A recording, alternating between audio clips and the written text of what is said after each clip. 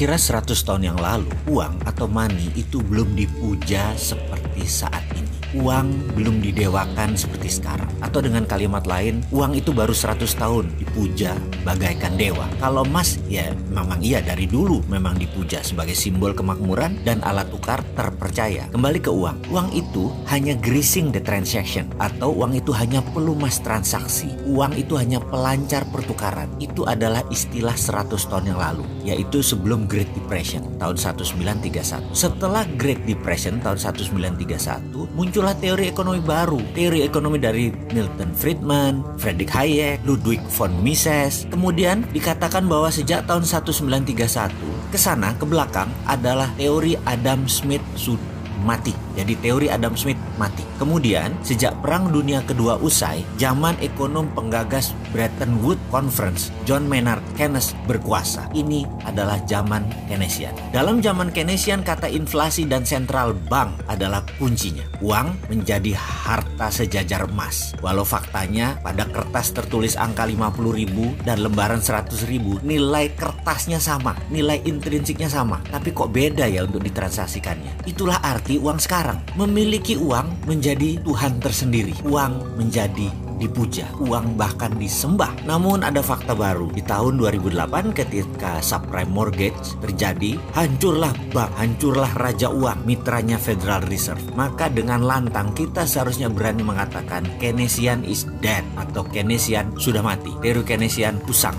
Teori neolips sudah nggak bisa jalan lagi di era digital ekonomi saat ini. Maka sejak tahun 2009, dunia mulai berontak. Banyak anak muda yang tidak percaya IMF, tidak percaya World Bank, terutama anak muda dan non-pemerintahan ya. Mereka mulai rebel. Kelompok ini dikenal dengan filosofi ekonomi baru, yaitu mereka memiliki nama dengan julukan baru, Modern Economy Theory. Pencetusnya adalah Warren Mosler, Bill Mitchell, Stephanie Kelton, Randall Wray, dan bapak dari itu semua adalah Michael Hudson. Bahkan ada yang menyebutkan teori sekarang ini setelah Keynesian mati adalah zamannya Hudsonian. Namun kita tahu virus ilmu lama Keynesian neolips membekas dalam kepala generasi di atas kita, bahkan di sebagian generasi kita, dan agak sedikit mencemarkan ke generasi baru. Namun ada generasi yang steril, yaitu generasi milenial. Generasi milenial sudah tidak percaya Keynesian. Dia mulai mengadopsi teori dari Hudsonian, yaitu Modern Economy Theory. Tapi sayang, pejabat negara masih Keynesian semua, jadi belum bisa diterapkan Modern Economy Theory tersebut yang berbasis project. Pejabat dengan Keynesian cirinya gampang. Kalau nggak ada uang, mereka cari utangan. Dan dalam Modern Economy Theory, kata hutang itu hilang dalam kamus mereka. Kata hutang itu hilang dalam kamus anak-anak milenial. Yang ada hanya sovereign wealth fund, printing money, project creation, digital banking, consolidated bottom of pyramid, dan banyak lagi. Saya sangat bergantung kepada kaum milenial. Semoga ke depan kaum milenial bisa mengambil alih dan mengganti pemahaman kuno yang hingga saat ini masih berlaku dengan strategi tidak berhutang dan tidak jual aset negara.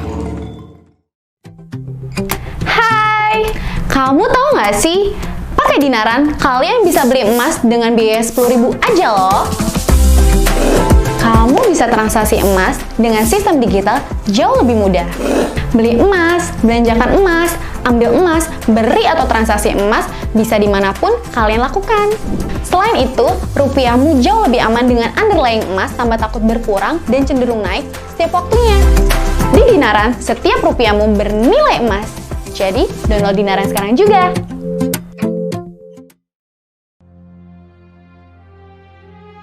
Ketika dunia mengalami Great Depression di tahun 1930-an, ini semua diawali oleh hal yang sangat sederhana, yaitu jumlah uang beredar lebih banyak dari sektor produksi penghasil barang. Mismatch antara sektor produksi dengan sektor uang beredar menjadikan inflasi. Ketika inflasi out of hand, tidak ketanganan, menjadi depresi ekonomi terjadi karena sektor produksinya turun jauh, yang juga mengakibatkan sektor demand atau pembeli hasil produksi menurun. Ini menjadi arus ekonomi berputar ke bawah atau dikenal dengan istilah vicious circle. Semua gelombang memutar, menarik ke bawah terjadi secara ekonomi. Ekonomi melambat dan menjadi kaku terdiam. Puncaknya di tahun 1930-an tersebut adalah Great Depression terjadi. Uang beredar jadi tak bernilai, barang melangit harganya, serta jumlahnya sedikit. Lalu sang maestro pemikir ekonomi banyak yang lahir di masa setelah itu dengan kesimpulan uang harus dikontrol oleh bank sentral dan inflasi harus dijaga dengan ketat. Semua itu kalau disimpulkan secara sederhana adalah sistem Keynesian yang sangat mendewakan bank sentral sebagai penjaga inflasi. 4 generasi keilmuan di dunia dari sejak saat Keynesian dijadikan pemahaman hingga saat ini sudah dicekoki dengan pemahaman cetak uang. Tidak boleh, harus lapor IMF dan bisa membuat inflasi. Namun bagi kaum milenial yang memahami MMT, Modern Monetary Theory, punya pendapat lain. MMT adalah post-Keynesian, di mana printing money berbasis produksi menjadi wajib di dalam membangun ekonomi. Post-Keynesian juga punya strategi anti-inflasi yang namanya SWF, Sovereign Wealth Fund. Sebentar, kita melompat ke SWF sebelum nanti kita kembali ke MMT dari post-Keynesian. Inflasi harus ada counternya. Kita sekedar mengingatkan, penahan inflasi yang terbaik adalah emas. Kita sedikit mereview fakta. Nilai emas ketika tahun 90-an akhir, dengan 30 gram emas Anda bisa membeli sebuah motor bebek. Di tahun 2020 ini, dengan 30 gram emas Anda bisa membeli 2 buah motor bebek. Artinya, inflasinya lebih dari 100% dalam 20 tahunan ini saja. Kita lihat contoh lainnya lagi. Untuk biaya kuliah anak saat ini selama 4 tahun, kira-kira Anda memerlukan uang 50-70-an juta rupiah.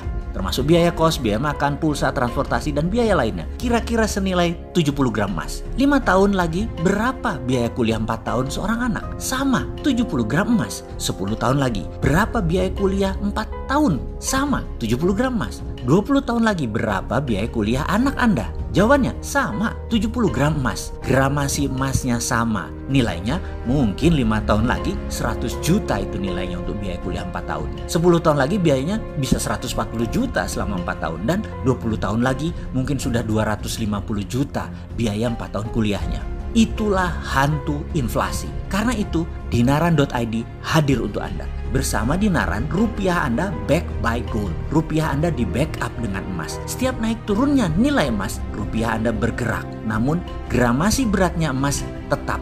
Karena pada dasarnya rupiah Anda sekarang sudah bernilai emas sesuai pada saat Anda beli. Memasukkan uang Anda ke Dinaran. Dengan kartu pembayaran nasional GPN, ini menjadikan setiap saat Anda bisa mencairkannya. Kartu Dinaran ini adalah debit cardnya Anda. Sah berlaku di seluruh Indonesia. Bahkan kalau Anda mau transfer ke tabungan Anda lainnya, bisa juga. Transfer tersebut atau jual ke rekening BCA misalnya, bisa. Masuk ke Mandiri Anda, bisa. Dan karena di luar kartu debit kita, Dinaran ID Cash, maka akan ada biaya sekitar Rp10.000 hingga limit 15 juta per transaksi yang Anda lakukan. Sedangkan kalau transfer ke kartu debit Dinaran, free biayanya. Sahabat, ini adalah program anti-inflasi dengan Personal Wealth Fund.